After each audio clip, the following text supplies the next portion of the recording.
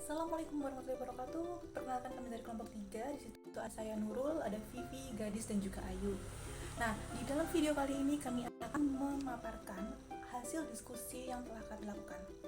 Baik, untuk diskusi yang telah kami lakukan, kami berdiskusi tentang teori behavioristik, teori konstruktivisme, teori sosial kognitif, dan juga model-model pembelajaran apa aja sih yang terkait dengan yang cocok dengan prinsip-prinsip konstruktivisme. Kemudian nanti juga ada studi kasus, ada 4 kasus di dalam situ. Oke, lanjut ya. Untuk materi yang pertama yaitu materi teori behavioristik. Teori behavioristik atau kebiasaan ya. Jadi di situ nanti ada yang namanya input dan outputnya. Inputnya itu berupa stimulus dan outputnya itu berupa respon. Stimulusnya diberikan oleh guru, itu bisa berupa bahan ajar, materi-materi, kemudian ada gambar, video seperti itu. Nanti untuk responnya sendiri, mereka peserta didik itu merespon stimulasi yang diberikan tadi. Mungkin responnya mereka bingung, bisa jadi mereka ingin bertanya, bisa jadi mereka tertarik kepada materi tersebut.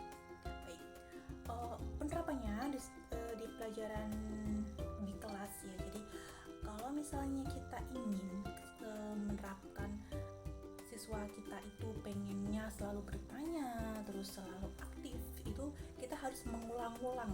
Jadi kita bisa memberikan pertanyaan-pertanyaan yang bisa mengaktifkan siswa. Mungkin untuk pertemuan pertama mereka belum terbiasa, tapi kita lanjut lagi, kita ulangi terus setiap kali pertemuan sehingga sampai mereka terbiasa jadi mereka nanti bisa bertanya dan aktif selalu tanpa diminta. Oke, lanjut teori yang kedua yaitu teori sosial kognitif. Teori sosial kognitif ini menekankan pada kognitif dan sosial. Jadi ini nanti dipengaruhi juga di faktor internal siswa sendiri seperti motivasi dan juga keyakinan. Nah, contohnya untuk penerapan materi ini bisa pada materi saya ambil contoh di materi ciri-ciri makhluk hidup.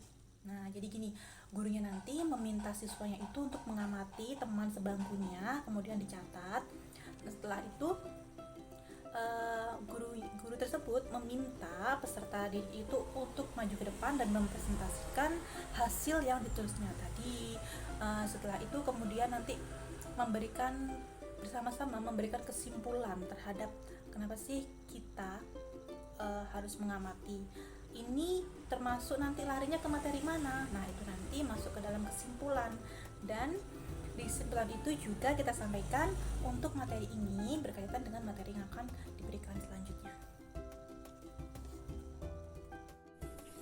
Teori konstruktivisme atau teori yang berpandangan bahwa pengetahuan itu tumbuh dan berkembang melalui pengalaman dan inisiatif belajar siswa dalam menyelesaikan masalah dan interaksi dengan lingkungannya.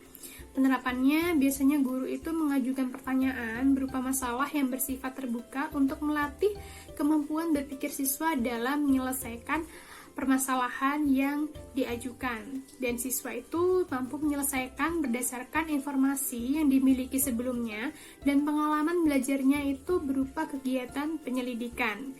Baik, selanjutnya saya akan menjelaskan model-model pembelajaran apa saja yang terbentuk berdasarkan prinsip konstruktivisme.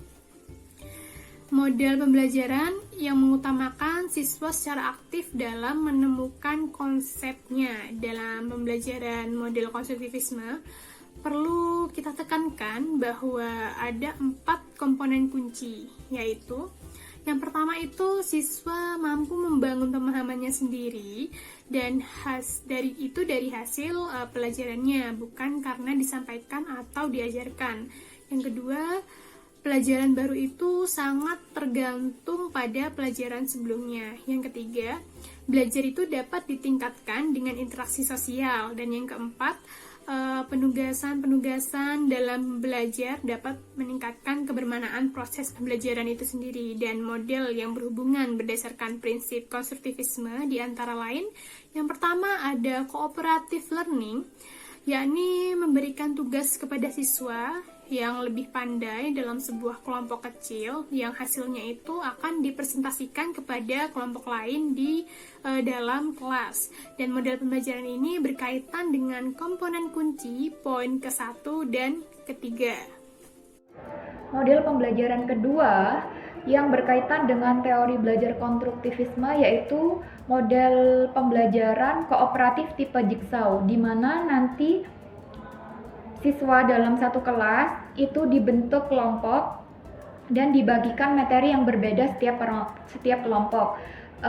Dan dalam satu kelompok ada salah satu siswa yang tetap diam di kelompok tersebut untuk menjelaskan materi, sedangkan sisa anggota kelompok yang lain mencari informasi terkait materi yang dijelaskan dari kelompok lain, seperti itu.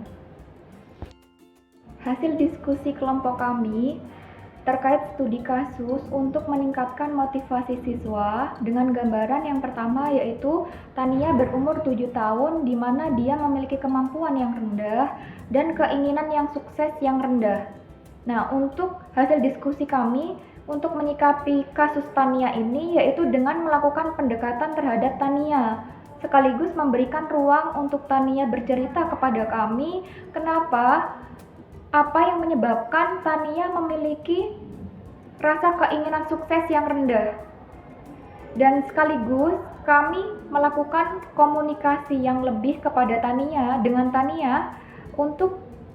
tujuan menggali potensi yang terpendam dalam diri Tania, sehingga hal itu dapat menjadi jalan untuk Tania menuju kesuksesan, seperti itu.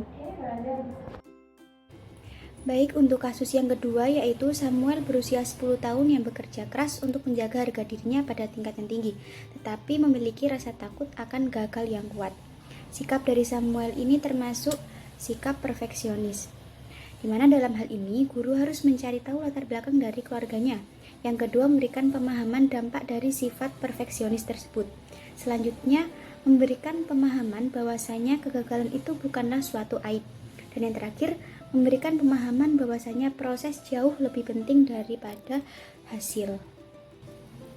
Selanjutnya, kasus yang ketiga, Sandra seorang anak remaja yang berusia 13 tahun yang tenang di kelas dan meremehkan keterampilan mereka.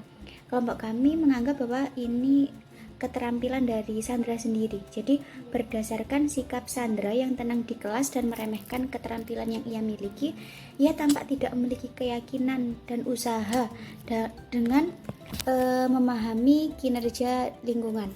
Berdasarkan hal ini, dapat menerapkan perspektif humanistik berupa safety needs, social needs, dan esteem needs, yaitu kita perlu membangun suasana yang membuat si Sandra ini nyaman, sehingga kalau dia sudah merasa nyaman, lama kelamaan dia akan membuka dirinya untuk menjadi lebih aktif dalam kelas dan mulai ingin mendorong diri untuk belajar serta meningkatkan keterampilan yang ia miliki. Selanjutnya, kasus yang terakhir yaitu Robert berusia 16 tahun yang menunjukkan sedikit minat di sekolah dan saat ini tinggal bersama dengan bibinya. Sebagai seorang guru, Anda sudah tidak dapat menghubungi orang tuanya.